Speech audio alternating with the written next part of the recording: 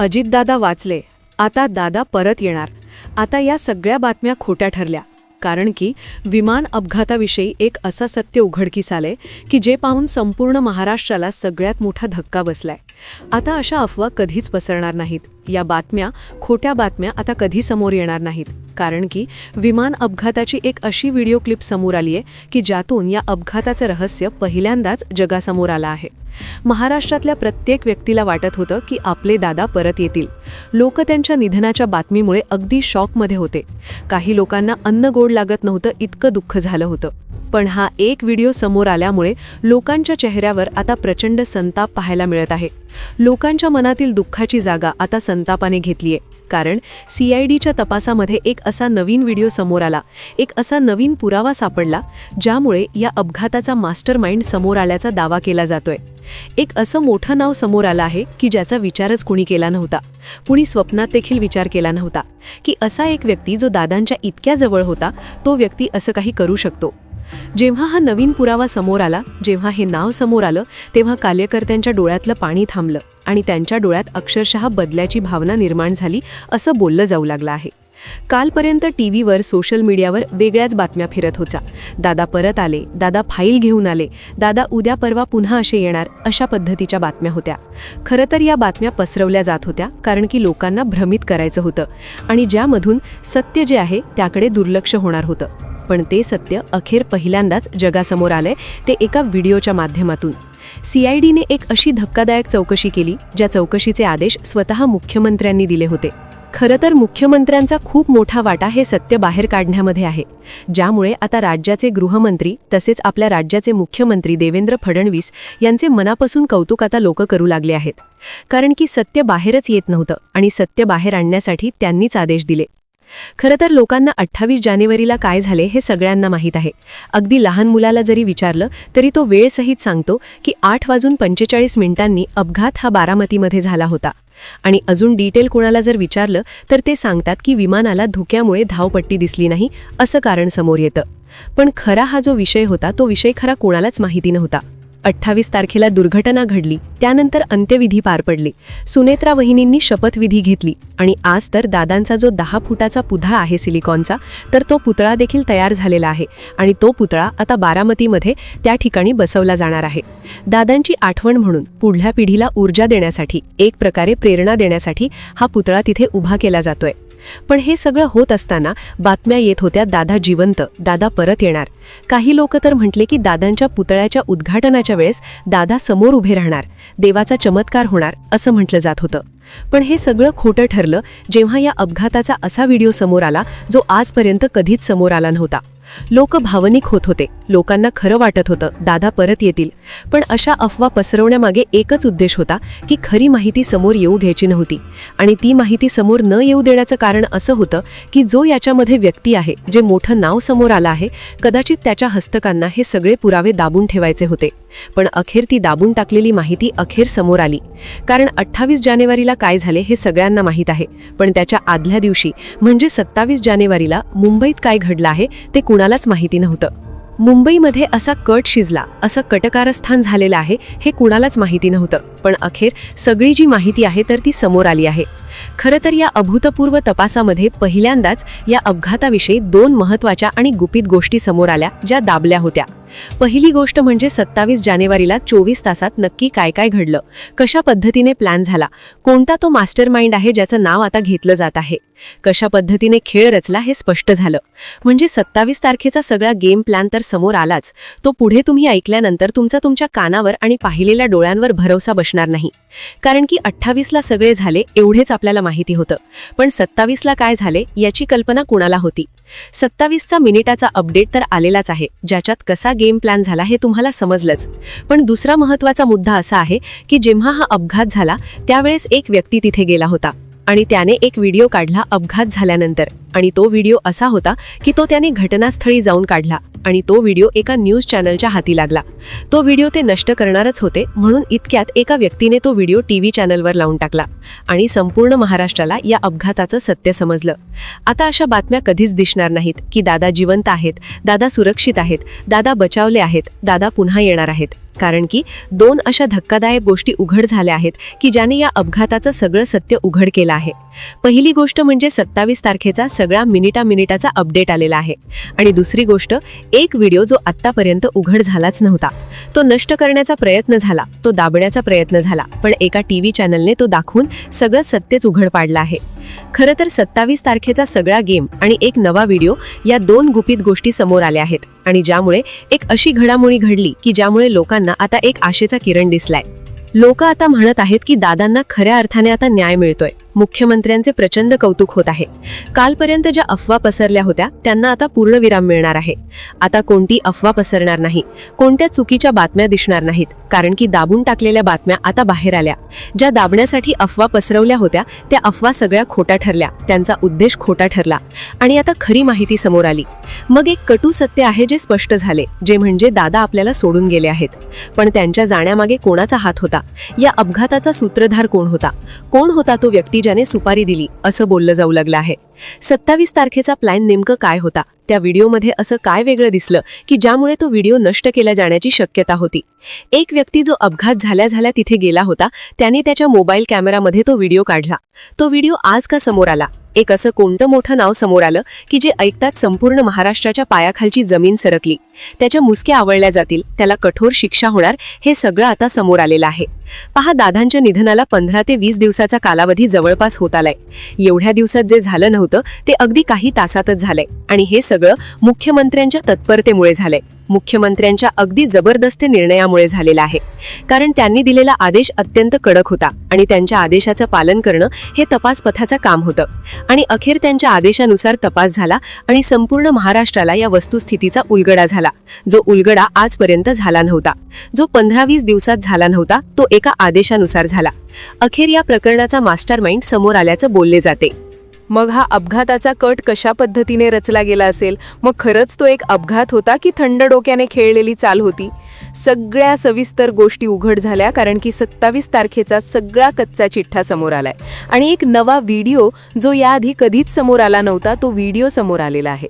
पहा, सुरुवातीला सांगितलं गेलं की विमान हे तांत्रिक दोषामुळे किंवा वैमानिकांच्या चुकांमुळे हा अपघात झाला असावा असं सांगून लोकांचे समाधान करण्याचा प्रयत्न झाला.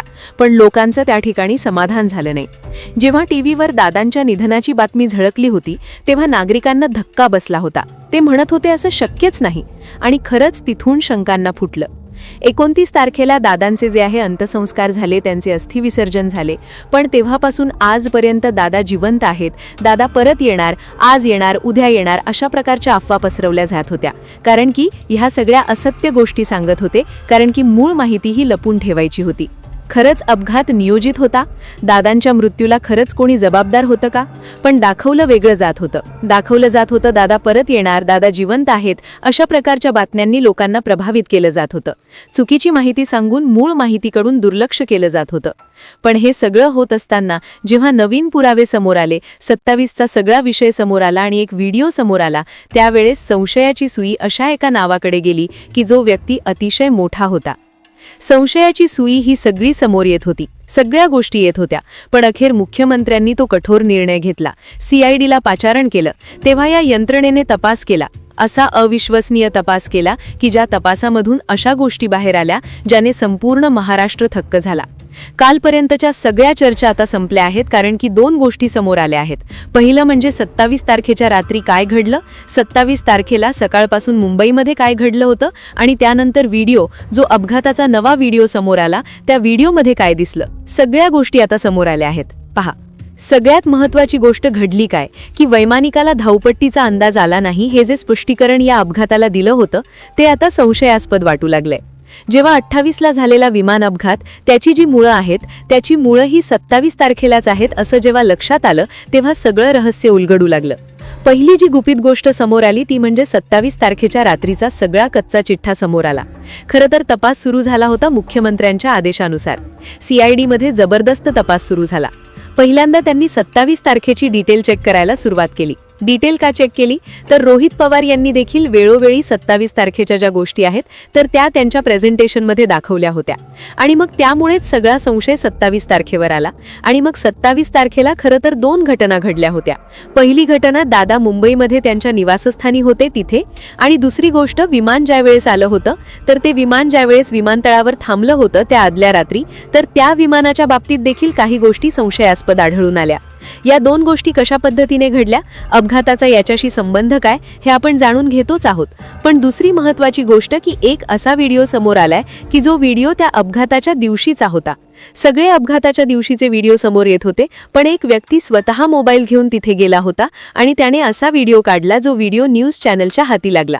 न्यूज चॅनलच्या हाती लागल्यानंतर आधी तो व्हिडिओ डिलीट होणार होता, पण लगेच तो व्हिडिओ समोर आल्याने सगळे चित्र स्पष्ट झालेलं आहे.